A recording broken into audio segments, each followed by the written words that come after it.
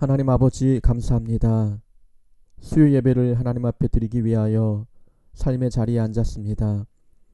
우리가 예배당에 나와 드리는 예배가 아니지만 삶의 자리에서 드리는 이 예배를 하나님 기쁘게 받아주시고 예배 가운데 임재하셔서 우리 마음의 위로와 평강을 허락하여 주옵소서. 하나님 비대면 예배가 길어지고 있습니다.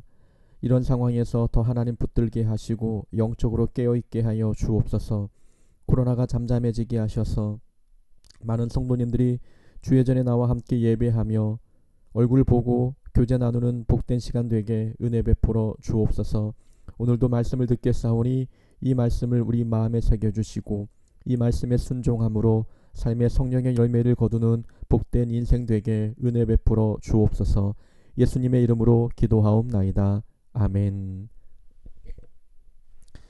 반갑습니다. 고흥서북교회 성도 여러분, 영상으로 또 인사드리게 되었습니다.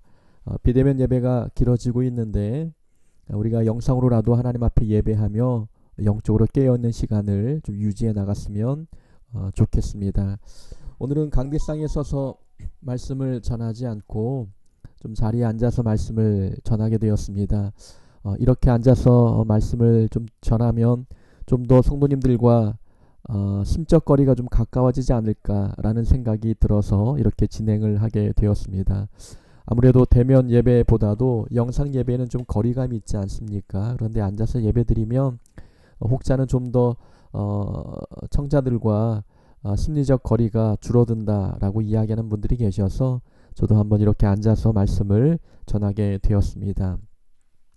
우리 함께 말씀을 함께 보고자 합니다. 누가복음입니다. 누가복음입니다. 대면 예배 드리면 누가복음을 1장부터 마지막 장까지 쭉 살펴보고자 했는데 비대면 예배가 길어지면서 어쩔 수 없이 오늘부터 누가복음을 좀 진행하게 되었습니다. 1장 1절부터 7절까지 말씀입니다. 제가 봉독해 드리겠습니다. 우리 중에 이루어진 사실에 대하여 처음부터 목격자와 말씀에 일꾼된 자들이 전하여 준 그대로 내력을 저술하려고 붓을 든 사람이 많은지라. 그 모든 일을 근원부터 자세히 미루어 살핀 나도 데오빌로 각하에게 차례대로 써 보내는 것이 좋은 줄 알았노니 이는 각하가 알고 있는 바를 더 확실하게 하려 함이로라. 유대왕 헤롯 때에 아비야 반열에 제사장 한 사람이 있었으니 이름은 사가랴요 그의 아내는 아론의 자손이니 이름은 엘리사벳이라. 이 두 사람이 하나님 앞에 의인이니 주의 모든 계명과 규례대로 흠이 없이 행하더라. 엘리사벳이 잉태를 못하므로 그들에게 자식이 없고 두 사람의 나이가 많더라. 아멘. 오늘 누가복음 1장 1절부터 7절까지 말씀을 통해서 붓을 든 사람이 많은지라, 붓을 든 사람이 많은지라라는 제목으로 말씀 함께 나누겠습니다. 누가복음을 우리가 함께 살펴보고자 하는데 누가복음의 개요를 먼저 한번 말씀을 드리겠습니다. 누가복음의 저자는 누가입니다. 우리가 알고 있듯이 누가의 직업은 의사이지요. 누가는 누가복음을 기록했고 또 사도행전도 기록했습니다. 그래서 사도행전의 또 다른 이름이 누가행전이라고 부르기도 하지요.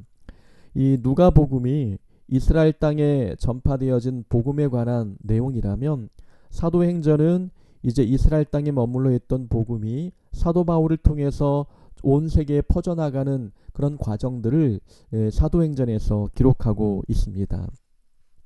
누가복음의 저자 누가가 직업이 의사이기 때문에 의사는 좀 정확하고 세밀한 사람입니다. 그래서 누가복음은 누가의 성격이 잘 묻어나 있는 복음서이지요. 매우 꼼꼼하게 기록되어 있고 세밀하고 구체적으로 말씀이 기록되어 있다라는 것을 우리가 알 수가 있습니다. 사복음서가 이 성경에 나오게 되는데 각각 복음서는 문체가 다르고 저자의 의도가 다릅니다. 각 복음서에서 강조하고 있는 예수님의 정체성도 좀 다릅니다. 누가복음에서는 예수님을 하나님의 아들보다도 사람의 아들을 강조합니다. 인자를 강조하는 거죠. 이 땅에 하나님께서 사람의 몸을 입고 오셨다라는 부분을 강조하고 있습니다. 누가복음에서 그렇게 인자 예수님을 강조하고 하는 이유는 누가의 관심이 낮은 자들에게 있었기 때문입니다. 사회적 약자에게 있었기 때문에 이 사회적 약자들에게 좀 더 하나님을 친밀하게 소개하기 위해서 인자 예수님의 모습을 강조하게 된 것입니다. 사람의 몸을 입고 오셨다라는 것을 우리가 보게 되면 하나님께서 사람의 마음을 잘 이해하시고 그 고통을 잘 공감할 수 있는 분으로 소개할 수가 있는 거죠. 그래서 인자 예수님을 소개함으로 누가의 관심은 낮은 자들에게 있었다라는 것을 우리에게 가르쳐 줍니다. 우리 1절부터 한번 줄거리를 보면 이렇습니다. 2절 한번 보면 처음부터 목격자와 말씀에 일꾼된 자들이 전하여준 그대로 내력을 저술하려고 붓을 든 사람이 많은지라. 그 모든 일을 근원부터 자세히 미루어 살핀 나도 라고 누가가 말하고 있지요. 처음부터 예수님이 행하신 기적을 목격한 사람들이 있었습니다. 목격한 사람들이 그 목격한 내용을 입으로 전하게 되었고 그 말을 들은 사람이 기록하게 되었습니다. 누가는 목격자는 아니었습니다. 오늘 성경에 보니까 직접 예수님이 행하신 사건들을 직접 곁에서 목격한 사람은 아니었죠. 직접 목격자를 통해서 들은 사람입니다.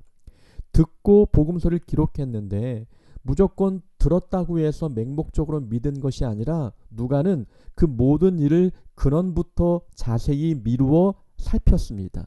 3절에 나와 있듯이 누가는 그렇게 들려진 모든 말씀을 근원부터 자세히 살펴보았던 것이지요. 여기서 누가의 성격이 드러납니다. 의사인 누가가 꼼꼼하고 매우 세밀한 사람이라는 것을 알 수 있지요. 누가는 덮어놓고 믿은 사람이 아니라 들려진 말씀을 면밀히 관찰했습니다. 분석했고 사실 여부를 검증하기 시작했습니다. 과연 전해진 그 복음이 사실인가? 정말 하나님이 이 땅에 오셨다고 하는데 그것이 역사적으로 사실인가? 라는 것을 처음부터 끝까지 면밀히 관찰했습니다. 연구하고 공부하고 관찰한 끝에 누가가 내린 결론은 예수님은 정말 하나님이시구나. 우리의 구세주 되시는구나. 하나님의 모든 말씀은 살아있구나. 라는 것을 발견하게 됩니다. 그런 결과에 의해서 복음서를 기록하게 되었고 사도행전을 기록하게 되었던 것이지요. 그만큼 누가는 꼼꼼하게 공부하고 연구하고 관찰한 끝에 믿음이 생겼고 복음을 전하고자 하는 열정이 마음에 생기게 되었던 거죠. 우리는 누가의 모습을 보면서 한 가지 첫 번째 교훈을 발견하게 됩니다. 자, 믿음은 어떻게 생기느냐? 말씀을 자세히 연구하고 공부할 때 생깁니다. 우리의 믿음이 언제 성장하냐? 말씀을 공부하고 연구할 때입니다. 하나님의 말씀을 깊게 파고들 때, 연구하고 공부할 때 믿음이 생기고 또한 믿음이 성장하게 된다는 것을 우리에게 가르쳐주고 있습니다. 우리는 믿음이 성장하려면 그래서 성경을 가까이 대하여야 합니다. 읽고 묵상하고 또 성경 공부에 참여하여 공부하고 개인적으로 연구하면서 하나님의 말씀을 파고들어야 합니다. 그래야 우리의 믿음이 성장하게 되는 것입니다. 성경은 진리의 책입니다. 살아계신 하나님의 말씀이지요. 진리의 책이기 때문에 성경을 연구할수록 그 말씀이 진리라는 것을 알게 됩니다. 하나님의 말씀이 거짓이 아님을 깨닫게 됩니다. 만약에 성경이 거짓이라면 이 성경을 연구할수록 또 파고들수록 거짓이 드러날 수밖에 없어요. 논리가 깨지고 또 합리적이지 않는 내용들을 다루고 있다면 이 성경을 연구하는 사람들에 의하여 성경은 거짓임이 드러날 것입니다. 그런데 성경을 가까이 대하고 깊게 연구할수록 많은 사람들이 고백하기를 이 성경 말씀은 하나님의 살아계신 말씀임을 발견하게 됩니다. 마음이 변화되게 되고 인생이 변하게 되는 놀라운 역사를 경험하게 되는 거죠. 이 성경이 바로 진리이며 하나님의 말씀임을 알기 때문에 그렇습니다.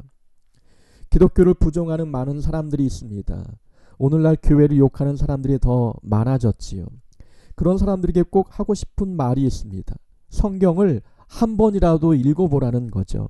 성경을 한 번이라도 처음부터 끝까지 읽어보고 연구해 본 다음에 하나님을 비난하든 교회를 비판하든 하라는 것입니다.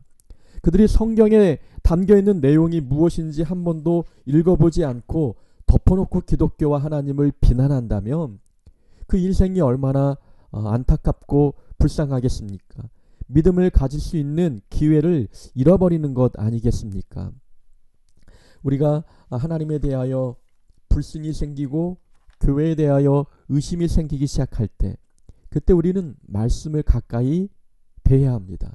말씀을 연구하고 읽고 묵상하면서 우리의 무너진 신앙들을 다시 회복하는 시간들이 있어야 합니다. 성경이 많은 사람들의 인생을 바꾸었습니다. 대표적인 사람이 마틴 루터이지요. 루터는 원래 천주교의 수도사였고 신부였습니다. 마틴 루터는 오랫동안 하나님을 믿고 있었지만 죄책감, 마음속에 자리 잡고 있는 죄책감에서 벗어날 수가 없었습니다. 여러 가지 고향의 과정을 겪었고 또한 여러 가지 선한 행위를 통해서 마음의 죄책감을 벗어버리려고 노력했지만 되지 않았습니다. 그때 마틴 루터의 마음을 사로잡았던 말씀이 있죠. 로마서 1장 17절입니다. 복음에는 하나님의 의가 나타나서 믿음으로 믿음에 이르게 하나니 기록된 바 오직 의인은 믿음으로 말미암아 살리라. 성경을 깊게 읽고 묵상하고 연구하던 가운데에 이 로마서 1장 17절 말씀을 보게 됩니다. 그때 이 말씀을 통하여 성령 하나님이 루터의 마음을 사로잡기 시작합니다. 그때 깨닫게 되죠. 구원은 내 행위로 얻는 것이 아니구나. 구원은 믿음으로 얻는 것이구나 라는 것을 알게 됩니다. 그때부터 이제 종교개혁의 선두자 역할을 하게 되었고 그 마음의 죄책감을 벗어버리게 되었습니다. 말씀을 연구하니 새로운 길이 보였고 정말 진리의 하나님 말씀을 깨닫고 새로운 길을 개척하게 되는 놀라운 인생을 살게 되었다는 것이지요. 말씀을 깊게 깨달을수록 깊게 연구할수록 믿음이 싹틉니다. 믿음이 자라나게 된다는 것을 기억해야 합니다. 제가 신학대학교를 95년도에 들어갔습니다. 남들보다 한 3년 정도 늦게 들어갔었는데 이제 신학생이 되고 난 뒤에 좀 말씀을 좀 공부해야 되겠다. 앞으로 이제 목회의 길을 걸어가면서 설교도 해야 되니까 성경을 좀 알아야 되겠다 싶어서 창세기 1장부터 매일 묵상하기 시작했습니다. 1장부터 50장까지 하루도 빠지지 않고 한 3, 4개월을 묵상했던 것 같습니다. 그때가 믿음이 가장 크게 자라는 시기였습니다. 말씀을 대하는 마음이 참 기뻤고 말씀을 묵상하는 하루하루가 즐거웠습니다. 하나님 말씀을 가까이 대하고 연구하니까 믿음이 쑥쑥 자라나게 되는 것을 경험하게 되었던 거죠. 믿음이 자라나기 위해서는 말씀을 보고 읽고 연구해야 되는구나라는 것을 그때 깨닫게 되었습니다. 자, 믿음이 성장하고 싶습니까? 믿음이 자라나고 싶습니까? 그러면 말씀을 자세히 연구하고 공부해야 합니다. 누가가 들려진 말씀을 그 근원부터 모든 일을 자세히 미루어 살폈습니다. 공부했습니다. 그 결과 하나님 말씀이 살아있는 말씀이구나 라는 확고한 믿음을 갖게 되었습니다. 우리 공서북교회 모든 성도님들도 말씀을 가까이 대함으로 믿음이 싹트고 또 믿음이 성장해가는 큰 은혜가 있기를 주의 이름으로 축원합니다. 2절을 한번 다시 보면은 이렇게 기록되어 있지요. 처음부터 목격자와 말씀에 일꾼된 자들이 전하여준 그대로 내력을 저술하려고 붓을 든 사람이 많은지라. 자, 목격자의 말을 들은 사람이 누가뿐만이 아니라 또 다른 사람들도 많이 있었습니다. 그 많은 사람들이 목격자의 말을 듣고 그 모든 예수님의 사역과 사건을 기록하기 위해서 붓을 들었습니다. 여기서 알 수 있는 것은 하나님의 놀라운 사역을 기록한 사람이 누가만 있었던 것은 아니었습니다. 다른 많은 사람들도 붓을 들어 하나님의 놀라운 사역들을 기록하게 되었던 거지요. 어떤 사람이 기록한 그러한 책은 성경으로 채택이 되어서 오늘날까지 전해지게 되었습니다. 그러나 또 다른 사람들이 기록한 많은 내용들이 있겠지만 그런 내용들은 음지에서 이름 모르게 많은 사람들에게 영향을 주어 믿음을 싹 틔우고 있었다는 것입니다. 누가 혼자 이런 위대한 일을 한 것은 아니었습니다. 마태도 있었고 마가도 있었고 요한도 있었습니다. 하나님의 놀라운 사역을 직접 붓을 두고 기록한 사람들이 많이 있었다는 거죠. 그 중에는 유명한 사람도 있고 그 중에는 이름 모를 그리스도인들도 있었다는 것입니다. 우리는 여기서 알 수 있는 것이 있죠. 나 혼자 위대한 일을 하고 있다 착각하지 말아야 합니다. 나 혼자 하나님의 귀한 일을 하고 있다라는 착각에 빠지지 말아야 합니다. 하나님께서 나에게도 귀한 사역을 맡겨주셨지만 또 다른 사람에게도 귀한 일들을 맡겨주셨습니다. 어떤 사람은 유명한 가운데 그 일을 감당하지만 어떤 사람은 위기 속에서 때로는 음지에서 이름 모를 그리스도인으로서 하나님의 귀한 사역들을 감당하고 있습니다. 나만 주님의 일을 하는 것이 아님을 기억해야 합니다. 교만에 빠지지 말아야 합니다. 다른 사람들도 각자의 자리에서 귀한 사역을 감당하고 있다는 것 우리는 기억해야 합니다. 우리는 유튜브를 많이 봅니다. 그 유튜브에 보면은 유명한 목사님들의 설교가 올라오지요. 기독교 방송을 틀어도 대형교회의 크고 유명한 목사님들의 설교만 방송이 되어집니다. 그러나 우리가 가만히 주변을 돌아보면 유명하진 않지만 자기 자리에서 사명을 감당하고 있는 많은 목사님들을 보게 됩니다. 제가 개척을 앞두고 총회 개척학교에서 교육을 받았는데 그 개척학교에 교육하러 온 목사님들을 보면은 교회는 작지만 굉장히 열정적이었고 말씀을 깊게 보시는 분들이었고 또 참여한 목사들에게 큰 도전과 비전을 안겨주는 훌륭한 분들이었습니다. 그 모습을 보면서 참 훌륭한 목사님들이 이 어두운 곳에서 음지에서 참 열심히 사역하고 계시는구나라는 것을 보았습니다. 무림의 고수는 어떤 제도권 안에 있지 않구나라는 것을 알게 되었지요. 우리가 무협 영화나 이런 무협지를 보게 되면 그런 장면 많이 보지 않습니까?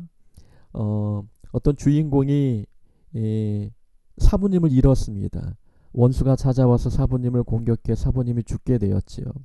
그때 사부님이 죽기 전에 제자에게 이야기합니다. 어디를 찾아가면 누가 있을 것이니 그에게 도움을 받아라 라고 합니다. 그래서 주인공이 이제 사부님을 잃고 슬픔에 빠져 사부님이 말씀한 곳으로 가게 됩니다. 거기에 가면 산골짜기에 있죠. 거기에서 허름한 옷차림으로 자연인처럼 살고 있는 그런 사람을 만나게 됩니다. 주인공이 처음에는 실망한데 그 사람이 바로 무림의 고수라는 것을 이제 알게 되지요. 그런 장면을 보면서 무림의 고수는 강호에 있지 제도권 안에 있지 않음을 보게 됩니다. 목회도 그런 것 같습니다.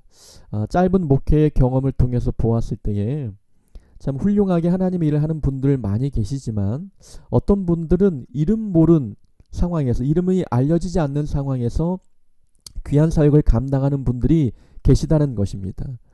어떤 영적인 고수들이 제도권 안에 있지 아니하고 강호에 있다는 것을 알게 되는 거죠.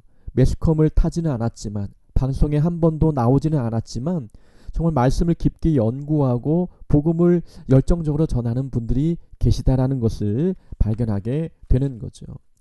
우리는 나 혼자 하나님의 일을 하고 있다라는 생각을 갖지 말아야 합니다. 나 혼자 하나님의 큰 일을 하고 있다라는 착각에 빠지지 말아야 되는 거죠.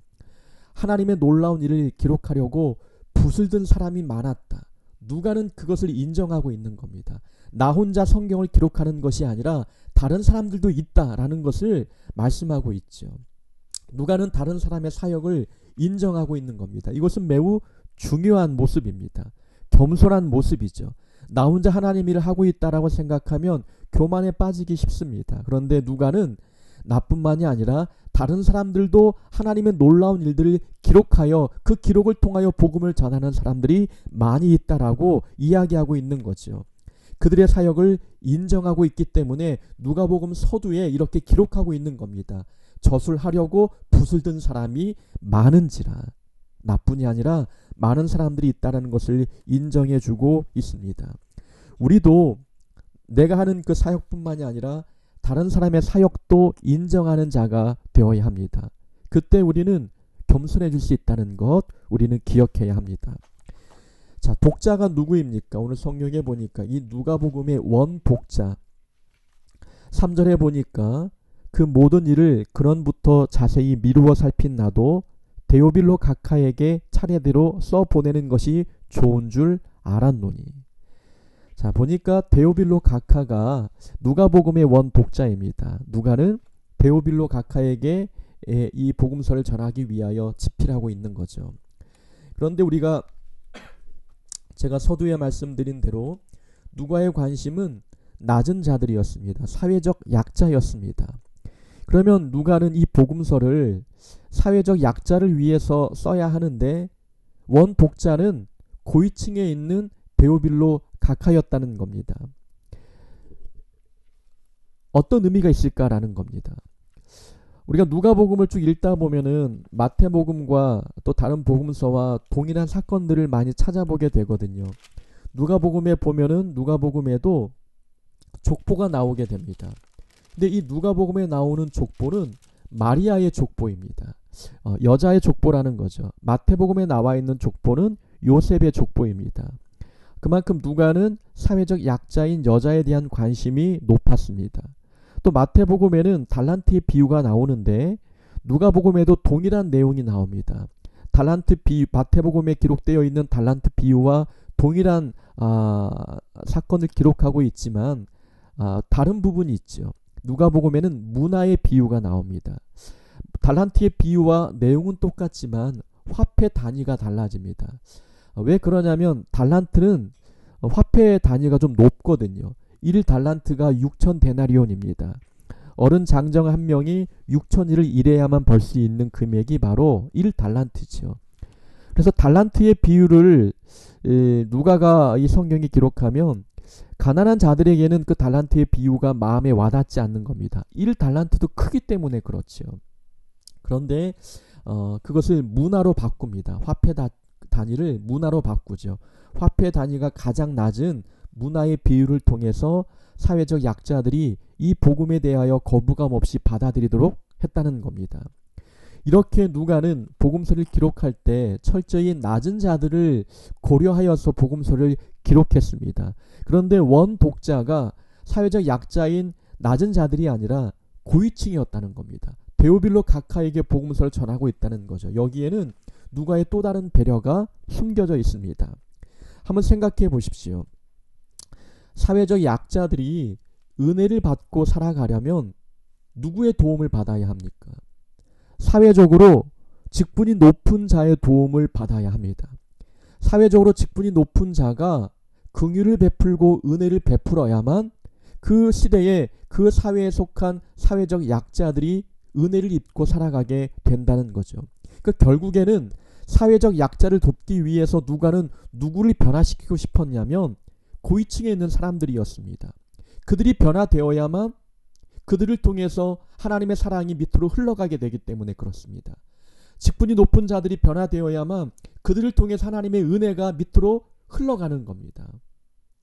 그래서 누가는 데오빌로 각하에게 이 복음서를 쓰고 있지만 그의 마음에는 사회적 직분이 낮은 자나 높은 자나 하나님 말씀을 듣고 변화되어야 함을 알고 있는 겁니다. 무엇보다도 지배 계층에 있는 자가 변화되어야 피지배 계층에 있는 사람들이 도움을 받는 겁니다. 부자가 변화되어야 가난한 자가 도움을 받게 되는 거죠. 그런 원리에 의해서 이 복음서를 데오빌로 각하에게 쓰고 있는 것입니다. 아마 지배 계층에 있는 사람들이 복음을 듣지 않고 또 예수를 믿지 않았다면 아마 오늘날까지 우리는 숨어서 예배를 드려야 하는 그런 불행한 상황에 놓였을 것입니다. 그런데 많은 이들의 수고와 헌신과 순교를 통해서 복음이 지위 고하를 막론하고 모든 사람에게 전파되었습니다. 그래서 결국에는 이제 기독교가 313년에 기독교 공인이 이루어지게 되고 정식 종교로 받아들여지게 됩니다. 그런 절차를 통해서 우리가 편하게 예수를 믿을 수가 있고 편하게 예배를 드릴 수 있게 되었던 것이지요. 우리는 이 누가의 배려를 통하여서 누가가 얼마나 낮은 자를 사랑하고 또 섬기고 있는지를 우리가 깨닫게 됩니다. 우리는 그래서 우리가 복음을 전할 때 가난한 자들에게도 복음을 전해야 되겠지만 사회적 신분이 높은 자들에게도 반드시 복음을 전해야 합니다. 그들이 바뀌어야만, 그들이 변화되어야만 그들을 통해서 그의 어떤 영향력 아래에 있는 사회적 약자들이 은혜를 입고 도움을 받을 수 있기 때문에 그렇습니다.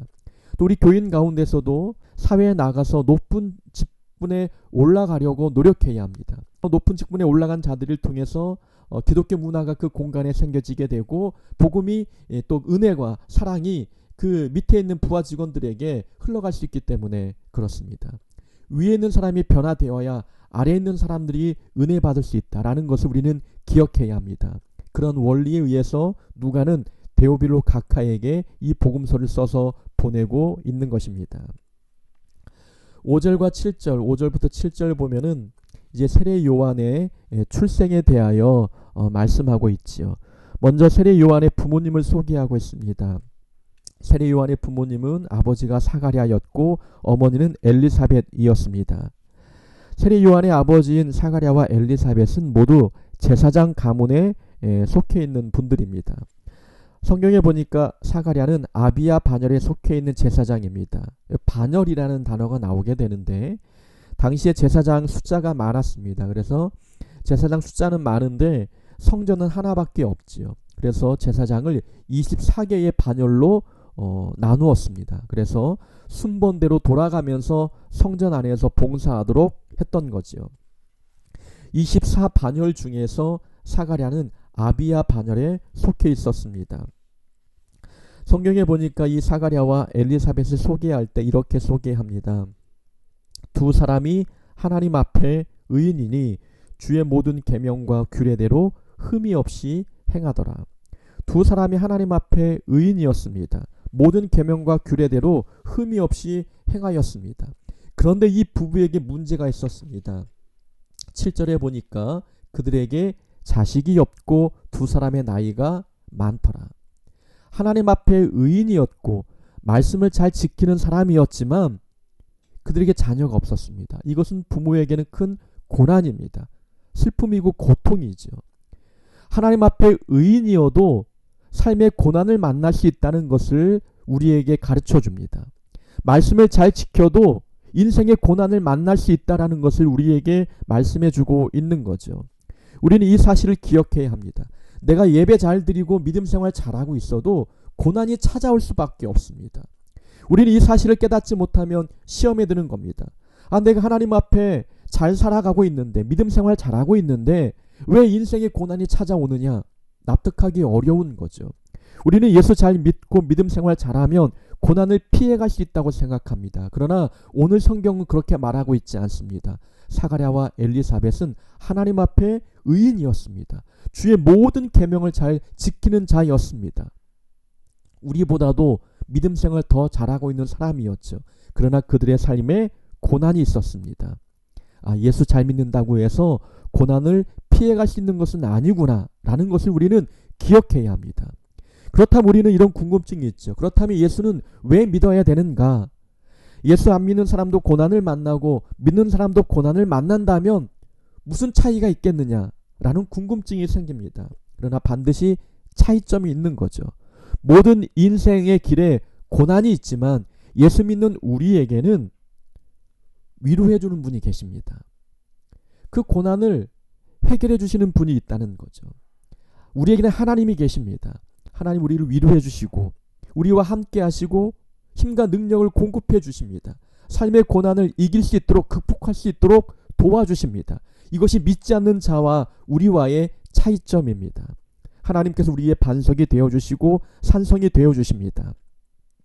우리의 반석과 산성이 되신 하나님이 함께 계시다면 믿음 생활을 하면서 만나는 고난이 그렇게 두렵지 않습니다. 어떤 고난도 능히 이길 수 있기 때문에 그렇습니다.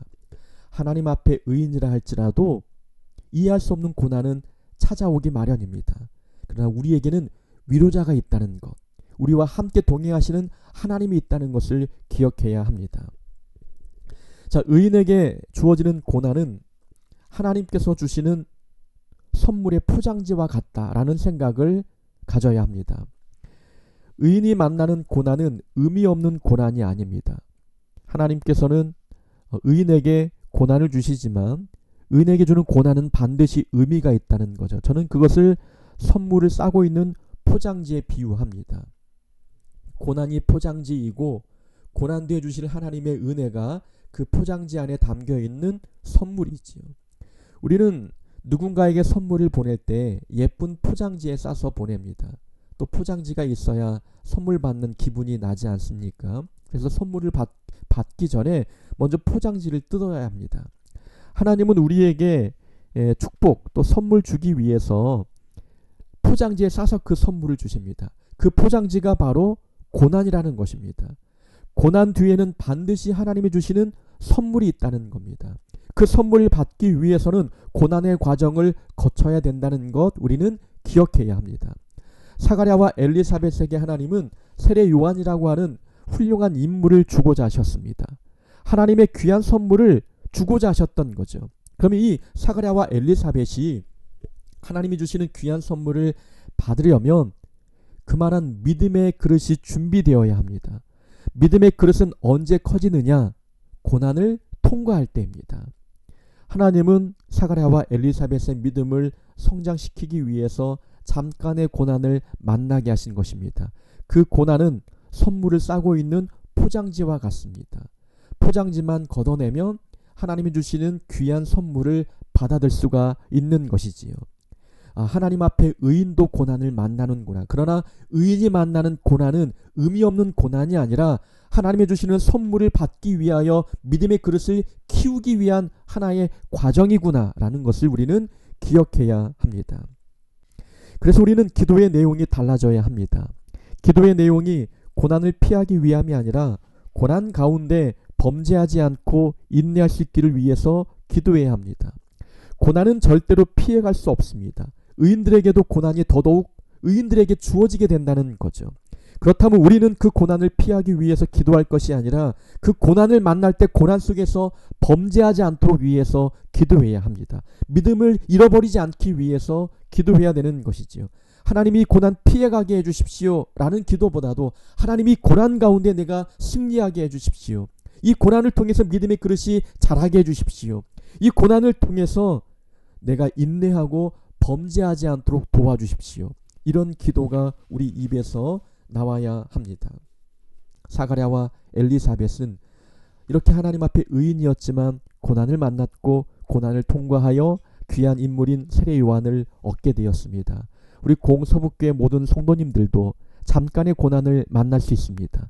지금 고난 가운데 있는 분들도 계시겠지요. 그 고난은 하나님이 주시는 선물의 포장지와 같다라는 생각을 갖고 포장지만 잠깐 뜯으면 그 안에는 하나님의 귀한 선물이 있다는 것을 기억하고 고난 가운데 믿음 잃지 않고 승리할 줄 아는 우리 공서북교회 모든 성도님들 되기를 주의 이름으로 축원합니다. 하나님 아버지 감사합니다. 누가복음의 말씀을 우리가 서론 부분을 함께 살펴보았습니다. 이 말씀을 마음에 새기게 하여 주옵소서. 하나님, 우리가 믿음이 자라나기 위하여 말씀을 깊게 연구하고 또 성경 공부에 동참하고 말씀을 묵상하고 통독하게 하여 주옵소서. 우리가 하나님의 귀한 일들을 감당하고 있습니다. 그러나 그 일을 나만 하는 것이 아니라 하나님 아무도 모르는 곳에서 빛도 없이 이름도 없이 주님의 사역 감당하는 자들이 있다는 것을 기억하게 하여 주옵소서. 그래서 교만해지지 않게 하시고 겸손해지고 다른 사람의 사역을 인정해주는 자가 되게 도와주옵소서. 의인에게도 이해할 수 없는 고난이 찾아온다는 것을 배웠사오니 하나님, 믿음 생활 잘했지만 고난을 만났습니다.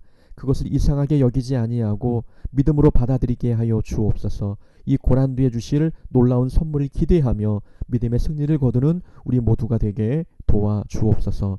예수님의 이름으로 기도하옵나이다. 아멘. 이제는 우리 주 예수 그리스도의 은혜와 하나님 아버지의 크신 사랑과 성령님의 교통하심이 삶의 자리에서 주어진 사역에 충성을 다하고 남의 사역도 인중해 주기를 바라는 우리 공서북계 모든 성도들 머리 위에 지금부터 영원히 함께하옵기를 축원하옵나이다. 아멘.